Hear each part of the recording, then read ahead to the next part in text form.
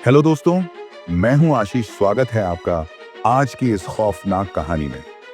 कहानी शुरू करने से पहले चैनल को जरूर सब्सक्राइब कर लीजिए ताकि आप कोई भी सच्ची और डरावनी कहानी मिस ना करें। तो चलिए अब शुरू करते हैं आज की सच्ची वारदात। पहलगाम जम्मू और कश्मीर का एक खूबसूरत हिल स्टेशन जिसे लोग मिनी स्विट्जरलैंड के नाम से जानते हैं। बर्फ से ढके पहाड़, घने देवदार के जंगल और लिद्दर नदी का मधुर प्रवाह। यह जगह पर्यटकों के लिए स्वर्ग से कम नहीं। हर साल लाखों लोग यहाँ की प्राकृतिक सुंदरता का आनंद लेने आते हैं, लेकिन 22 अप्रैल 2025 को यह स्वर्ग एक खूनी मंजर में बदल गया। बाईसारण घास के मैदान, जो पहलगाम से 5 किलोमीटर दूर एक शांत और मनोरम स्थल है, उस दिन आतंक का गवाह बना। 7 आतंकवादियों ने वहां मौजूद पर्यटकों पर अंधाधुंध गोलीबारी की, जिसमें 26 लोग मारे गए और 20 से अधिक घायल हो गए। यह हमला न केवल जम्मू कश्मीर में हाल के वर्षों का सबसे घातक हमला था, बल्कि इसने पूरे देश को झकझोर दिया। यह कहानी उस त्रासदी की है जो न केवल एक घटना थी, बल्कि मानवता पर एक गहरा आघात थी। 22 अप्रैल 2025 की सुबह पहलगाम में मौसम साफ और सुहावना था। कई दिनों की बारिश के बाद धूप खिली थी और बाईसारण घास का मैदान पर्यटकों से गुलजार था। कोई घोड़े की सवारी कर रहा था, कोई कश्मीरी खाने का लुत्फ उठा रहा था, तो कोई परिवार के साथ पिकनिक मना रहा था। इन पर्यटकों में अलग अलग राज्यों से आए लोग थे। महाराष्ट्र, कर्नाटक, पश्चिम बंगाल, गुजरात, उत्तर प्रदेश और यहाँ तक कि नेपाल और संयुक्त अरब अमीरात से आए विदेशी पर्यटक भी। इनमें से एक था लेफ्टिनेंट विनय नरवाल, 26 साल का एक नौसेना अधिकारी जो हरियाणा के करनाल से था। वह अपनी पत्नी के साथ हनीमून के लिए पहलगाम आया था। 4 दिन पहले ही 16 अप्रैल को उनकी शादी हुई थी। विनय और उनकी पत्नी बाईसारण में पारंपरिक कश्मीरी पोशाक में फोटो खिंचवा रहे थे। उनकी हंसी और खुशी चारों ओर फैल रही थी। दूसरी ओर कोलकाता के बिटान अधिकारी, जो अमेरिका में टीसीएस में काम करते थे, अपनी पत्नी सोहिनी और 3.5 साल के बेटे हृदय के साथ छुट्टियां मना रहे थे। उनकी योजना थी कि 24 अप्रैल को कोलकाता लौट जाएंगे। बिटान अपनी पत्नी के साथ बाईसारण की खूबसूरती को कैमरे में कैद कर रहे थे। पुणे से आए संतोष जागदाले अपने परिवार, पत्नी प्रगति, बेटी असावरी और दोस्त कौस्तुभ गणबोटे व उनकी पत्नी संगीता के साथ बाईसारण में थे। वे सभी एक खाने की दुकान पर भेलपुरी का आनंद ले रहे थे। असावरी अपने पिता से बार बार कह रही थी, पापा, ये जगह कितनी सुंदर है, हम फिर आएंगे ना। इन सभी पर्यटकों में एक बात समान थी, वे पहलगाम की शांति और सुंदरता में खोए हुए थे। उन्हें इस बात का जरा भी अंदाजा नहीं था कि कुछ ही मिनटों में यह स्वर्ग नरक में बदल जाएगा। दोपहर 2:50 बाईसारण घास के मैदान में अचानक हलचल मच गई। ओए था कोई दिसता जहांगीर तो यार बेड़ियां पीछे जुलदे यार तू मौत ही कश्मीर दी गेंद है।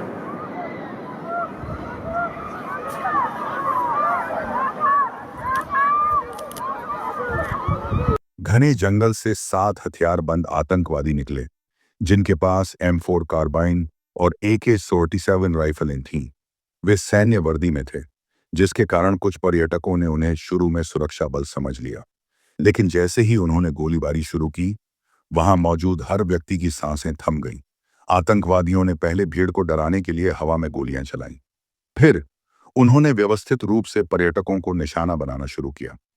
प्रत्यक्षदर्शियों के अनुसार आतंकवादियों ने लोगों के नाम पूछे और उनकी धार्मिक पहचान की जांच की। कुछ को उन्होंने कलमा पढ़ने को कहा और कुछ की शारीरिक जांच की, ताकि वे गैर मुस्लिमों को निशाना बना सकें। यह एक सुनियोजित और क्रूर हमला था, जिसका मकसद अधिक से अधिक नुकसान पहुंचाना था। विनय नरवाल ने अपनी पत्नी को बचाने की कोशिश की।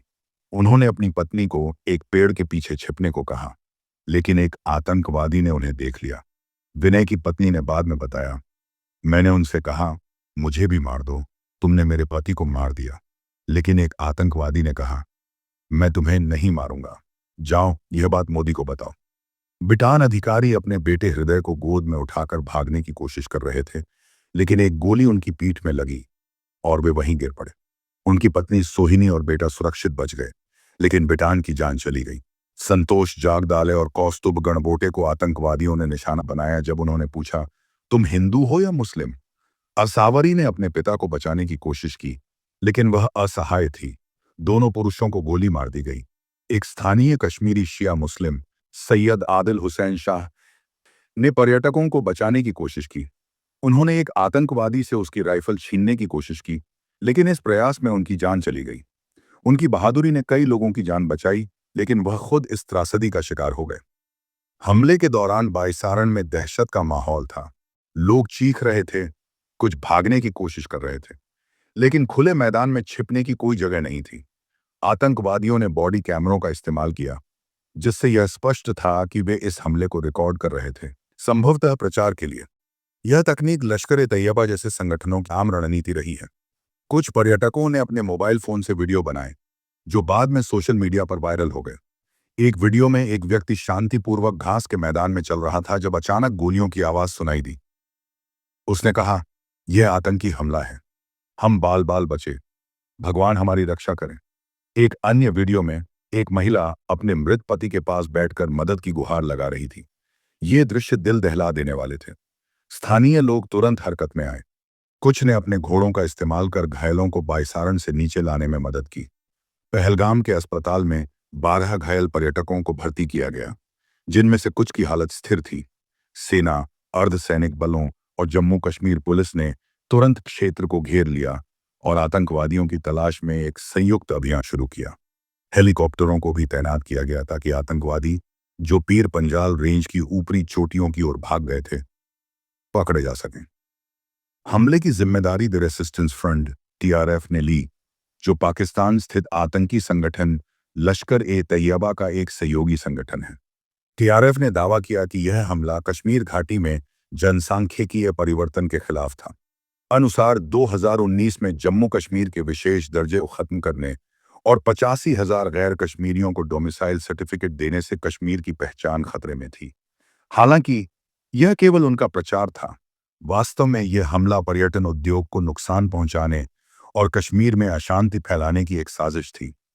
खुफिया एजेंसियों ने पाया कि इस हमले का मास्टरमाइंड लश्कर-ए-तैयबा का सीनियर कमांडर सैफुल्लाह कसूरी उर्फ खालिद था, जो हाफिज सईद का करीबी सहयोगी है। हमले को अंजाम देने वाले समूह का नेतृत्व आसिफ फौजी ने किया, जिसमें 3 पाकिस्तानी आतंकवादी सुलेमान शाह, अबू तल्हा और एक अज्ञात शामिल थे। 2 स्थानीय कश्मीरी जो 2018 में पाकिस्तान गए थे और वहां प्रशिक्षण प्राप्त किया था, भी इस हमले में शामिल थे। जम्मू कश्मीर पुलिस ने 3 आतंकवादियों के स्केच जारी किए और एक पुरानी तस्वीर भी साझा की, जो कुछ महीने पहले पुंछ में एक मुठभेड़ स्थल से मिली थी। यह तस्वीर 4 हथियारबंद लोगों की थी, जिनमें से 3 को पहलगाम हमले में शामिल माना गया। हमले की खबर जैसे ही दिल्ली पहुंची, पूरे देश में गुस्सा और दुख की लहर दौड़ गई। प्रधानमंत्री नरेंद्र मोदी, जो उस समय सऊदी अरब के दौरे पर थे, ने अपनी यात्रा बीच में छोड़कर दिल्ली लौटने का फैसला किया। उन्होंने ट्वीट किया, मैं पहलगाम, जम्मू कश्मीर में हुए आतंकी हमले की कड़े शब्दों में निंदा करता हूं। जिन लोगों ने अपने प्रियजनों को खोया, उनके प्रति मेरी संवेदनाएं। मैं प्रार्थना करता हूं कि घायल जल्दी ठीक हों। प्रभावित लोगों को हर संभव मदद दी जा रही है। इस जघन्य कृत्य के पीछे जो लोग हैं, उन्हें बख्शा नहीं जाएगा। 23 अप्रैल को प्रधानमंत्री ने CCS की एक आपात बैठक बुलाई, जिसमें गृह मंत्री अमित शाह, रक्षा मंत्री राजनाथ सिंह, विदेश मंत्री S जयशंकर और राष्ट्रीय सुरक्षा सलाहकार अजीत डोवल शामिल थे। इस बैठक में कई कड़े फैसले लिए गए। इंडस वाटर ट्रीटी को निलंबित करना। भारत ने 1960 की सिंधु जल संधि को तत्काल प्रभाव से निलंबित कर दिया, जब तक कि पाकिस्तान सीमा पार आतंकवाद का समर्थन बंद नहीं करता। अटारी वाघा बॉर्डर बंद करना। एकीकृत चेक पोस्ट को तुरंत बंद कर दिया गया। वैध अनुमोदन के साथ सीमा पार करने वालों को 1 मई 2025 तक लौटने की अनुमति दी गई। पाकिस्तानी नागरिकों पर प्रतिबंध। सार्क वीजा छूट योजना के तहत पाकिस्तानी नागरिकों को भारत में प्रवेश की अनुमति नहीं दी जाएगी। पहले से जारी वीजा रद्द कर दिए गए और भारत में मौजूद पाकिस्तानी नागरिकों को 48 घंटे में देश छोड़ने का आदेश दिया गया। पाकिस्तानी उच्चायोग के सैन्य सलाहकारों को निष्कासित करना। नई दिल्ली में पाकिस्तानी उच्चायोग के रक्षा, नौसेना और वायु सलाहकारों को अवांछित व्यक्ति घोषित किया गया और उन्हें 1 सप्ताह में भारत छोड़ने का आदेश दिया गया। भारतीय उच्चायोग के कर्मचारियों की संख्या में कमी। इस्लामाबाद में भारतीय उच्चायोग के कर्मचारियों की संख्या को 55 से घटाकर 30 करने का फैसला लिया गया। गृह मंत्री अमित शाह श्रीनगर पहुंचे और सुरक्षा स्थिति का जायजा लिया। उन्होंने पीड़ित परिवारों से मुलाकात की और हमले में मारे गए लोगों को श्रद्धांजलि दी। रक्षा मंत्री राजनाथ सिंह ने कहा, हमले के दोषियों को जल्द ही कड़ा जवाब मिलेगा। पहलगाम हमले में 26 लोग मारे गए, जिनमें 25 भारतीय पर्यटक, एक नेपाली पर्यटक और 2 स्थानीय लोग शामिल थे। सभी पीड़ित पुरुष थे। मारे गए लोगों में लेफ्टिनेंट विनय नरवाल, हरियाणा, 26 साल के नौसेना अधिकारी जो अपनी शादी के 4 दिन बाद हनीमून पर थे। बिटान अधिकारी, पश्चिम बंगाल, अमेरिका में टीसीएस कर्मचारी जो परिवार के साथ छुट्टियां मना रहे थे। संतोष जागदाले और कौस्तुभ कर्णबोटे, महाराष्ट्र, पुणे के 2 व्यवसायी जो अपने परिवार के साथ थे। प्रशांत सतपथी, ओडिशा, 8 साल के बेटे और पत्नी के साथ छुट्टियां मना रहे थे। मनीष रंजन, पश्चिम बंगाल, इंटेलिजेंस ब्यूरो के अधिकारी।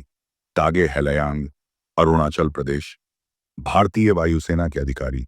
दिनेश मिरानिया, छत्तीसगढ़, रायपुर के व्यवसायी जो अपनी शादी की सालगिरह पर पहलगाम आए थे। सैयद आदिल हुसैन शाह, जम्मू कश्मीर, स्थानीय शिया मुस्लिम जिन्होंने पर्यटकों को बचाने की कोशिश में जान गंवाई। 30 से अधिक लोग घायल हुए, जिनमें गुजरात, तमिलनाडु और महाराष्ट्र के पर्यटक शामिल थे। जम्मू कश्मीर सरकार ने मृतकों के परिवारों के लिए 10 लाख रुपए के मुआवजे की घोषणा की। हमले की निंदा भारत और विश्व भर में हुई। संयुक्त राष्ट्र महासचिव एंटोनियो गुटेरेस ने कहा, नागरिकों पर हमले किसी भी परिस्थिति में स्वीकार्य नहीं है। अमेरिकी उपराष्ट्रपति जेडी वेंस, जो उस समय भारत के दौरे पर थे, ने हमले की निंदा की और पीड़ितों के प्रति संवेदना व्यक्त की। ब्रिटेन के प्रधानमंत्री कीयर स्टारमर, रूस के राष्ट्रपति व्लादिमीर पुतिन और संयुक्त अरब अमीरात ने भी हमले की कड़ी निंदा की। भारत में सभी राजनीतिक दलों ने एकजुट होकर हमले की निंदा की। कांग्रेस नेता राहुल गांधी ने अपनी अमेरिका यात्रा बीच में छोड़ दी और दिल्ली लौट आए।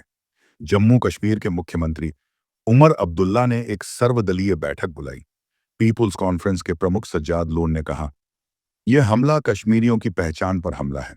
पूरा कश्मीर खून के आंसू रो रहा है। पहलगाम में होटल मालिकों, दुकानदारों और स्थानीय लोगों ने कैंडल लाइट जुलूस निकाला और पीड़ितों को श्रद्धांजलि दी। श्रीनगर के जामिया मस्जिद नौहट्टा के बाहर भी लोग इकट्ठा हुए और हमले के खिलाफ एकजुटता दिखाई। पहलगाम हमले ने कश्मीर के पर्यटन उद्योग को गहरा झटका दिया।